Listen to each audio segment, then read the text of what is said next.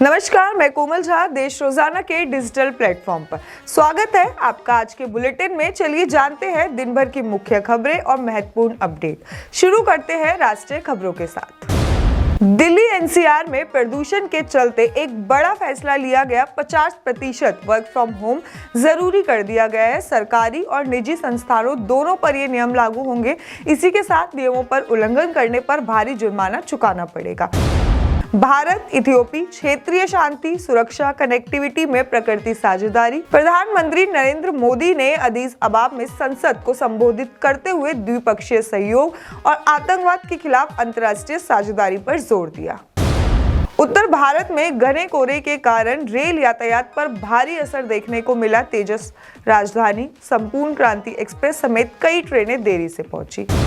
Delhi metro phase 4 Itala Bawana Narela कुंडली corridor में DJB की जमीन डीएमआरसी को मंजूर परियोजना को अब तेजी से राह मिलेगी। भारतीय महिला क्रिकेट टीम की ऐतिहासिक जीत पर टाटा ने सभी खिलाड़ियों को नई टाटा सिएरा सीयूवी गिफ्ट करने का ऐलान किया। चाबियां जनवरी 2026 से सौंपी जाएंगी। चलिए जानते हैं हरियाणा की कुछ खास खबरों के बारे में। फरीदाबाद में 9वीं छात्र को टीचर ने बुरी तरह पीटा, वीडियो वायरल हुआ। फरीदाबाद के सारान गांव के सरकारी स्कूल में 9वीं कक्षा के छात्र को टीचर ने डंडों से बेरहमी से मारा। घटना का वीडियो सोशल मीडिया पर वायरल हुआ। पुलिस और शिक्षा विभाग ने जांच शुरू कर दी है। पलवल में छापेमारी में 1500 किलोग्राम पनीर जब्त हुआ। पलवल में खाद्य सुरक्षा विभाग ने मेवात और यूपी बॉर्डर में लाए जा रहे 1500 किलोग्राम पनीर जब्त किया। पनीर के सैंपल लैब से जांच के लिए भेजे गए। रिपोर्ट आने के बाद आगे की कार्रवाई होगी। पंचकुला में हरियाणा कांग्रेस ने बीजेपी कार्यालय घेरा, पुलिस ने प्रदर्शन रोका। पंचकुला में कांग्रेस कार्यकर्ता ने बीजेपी के प्रदेश मुख्यालय में बाहर मनरेगा निरस्तीकरण के विरोध में प्रदर्शन किया। पुलिस ने बैरिकेड्स लगाकर कांग्रेस नेताओं को दफ्तर से बाहर रोका। प्रदर्शन में पूर्व सीएम भूपेंद्र सिंह हुड्डा, प्रदेश अध्यक्ष राव नरेंद्र सिंह और उसके साथ करीब 300 कार्यकर्ता शामिल थे। विरोध पूरे हरियाणा के जिला मुख्यालय में जारी है। सिरसा में 4 साल की बच्ची का अपहरण कर हत्या, शव माइनर में मिला। सिरसा के डबवाली इलाके में 4 साल की मासूम बच्ची का अपहरण कर हत्या कर दी गई। बच्ची का शव आज सुबह गांव के बाहर माइनर में मिला। पुलिस ने सीसीटीवी फुटेज में आधार पर आरोपी युवक को गिरफ्तार कर लिया है। परिवार का हाल बुरा है और पुलिस ने पूरे इलाके में तलाशी का अभियान चलाया। बीजेपी घुसपैठियों का मतदान का अधिकार नहीं देगी, सागवान।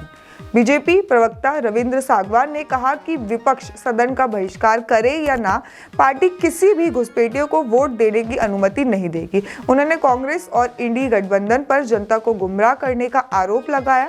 सागवान ने कहा कि संसद में सभी मुद्दों पर चर्चा के लिए बीजेपी तैयार है, लेकिन घुसपैठियों के मामले में स्पष्ट रुख अपनाएगी।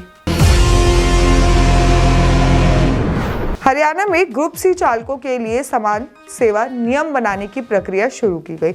हरियाणा सरकार ने सभी विभाग को ग्रुप सी चालकों के लिए समान सेवा नियम बनाने का काम शुरू कर दिया है। नियमों के अनुसार चालकों में आयु सीमा 18 से 42 वर्ष होगी। आरक्षित वर्ग को छूट दी जाएगी। भर्ती के लिए न्यूनतम 10वीं पास होना और साथ ही 3 साल की वैध ड्राइविंग लाइसेंस जरूरी होगा।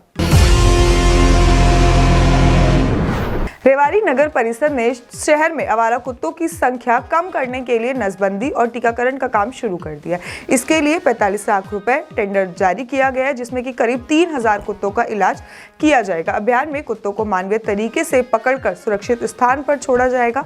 साथ ही उन्हें जरूरी टीके लगाए जाएंगे।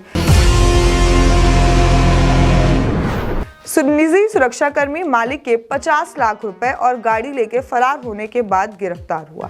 गुरुग्राम में एक निजी सुरक्षाकर्मी ने मालिक द्वारा भेजी गई 50 लाख रुपए और गाड़ी लेकर फरार हो गया था। आरोपी जयप्रताप सिंह दिल्ली, हरिद्वार और हिमाचल तक गया था, लेकिन पुलिस ने सेक्टर 96 से उसे गिरफ्तार कर लिया। आरोपी को अदालत में पेश किया और रिमांड पर लिया गया है और पूछताछ अभी जारी है। सीएम नायब सैनी पर कांग्रेस पर पलटवार, वोट चोरी आरोपों को बताया भ्रम। मुख्यमंत्री नायब सैनी ने कांग्रेस के वोट चोरी गद्दी छोड़ अभियान पर पलटवार करते हुए कहा कि कांग्रेस केवल भ्रामक प्रचार कर रही है। उन्होंने आरोप लगाया कि वोट चोरी कांग्रेस के समय होती थी, लेकिन मोदी सरकार में ट्रांसपेरेंसी है। सीएम ने बूथ कैप्चरिंग और प्रलोभन देकर वोट लेने का उदाहरण देते हुए कहा कि अब लोग भाजपा पर भरोसा कर रहे हैं। हरियाणा में लिंग अनुपात में सुधार 916 पहुंचा। हरियाणा में लिंग अनुपात लगातार बेहतर होता जा रहा है। पिछले साल 907 था, अब 916 तक पहुंच गया। स्वास्थ्य विभाग और 31 दिसंबर तक 920 का लक्ष्य रखा है। अधिकारियों को नवजात बच्चों को जन्म पंजीकरण सुनिश्चित करने और स्लम क्षेत्रों में जागरूकता अभियान चलाने का निर्देश दिया गया है। चलिए जानते हैं अब कुछ अंतर्राष्ट्रीय खबरों के बारे में। अमेरिका में 30 से अधिक देशों पर लगाए यात्रा प्रतिबंध। ट्रंप प्रशासन ने इमिग्रेशन जांच में मुश्किलों के चलते अपनी सख्त नीति और तेज कर दी। ट्रंप प्रशासन ने वेनेजुला के सभी प्रतिबंधित तेल टैंकरों की नोकबंदी पर आदेश दिया। मदुरो के दबाव बढ़ा। अमेरिका के क्षेत्र ने सैन्य दबाव तेज करने का संकेत दिया।